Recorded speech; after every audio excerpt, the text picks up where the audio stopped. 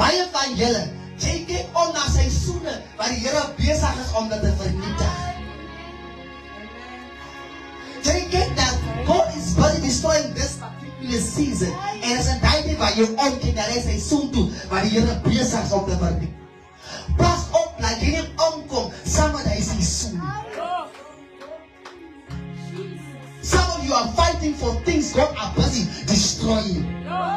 You are fighting for relations God are busy dealing with. Jy beklei vir goedes wat die Here jou uitgedra het.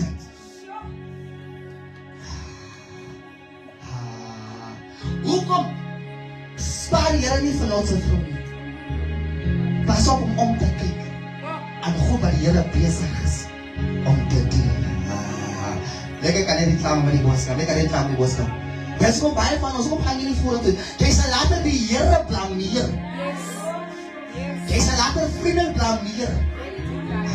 Jy sal later bid, Here gee my diere. Here oop my deur, jy sal later bid. Maar jou probleem is die verkeerde tyd. Daar's baie mense wat nog as spraak van hulle, kom maar reclame. Daar's baie mense as ons aan hulle vat, ons sê, maar dan net gelyk sy verploeg goeie geestelik.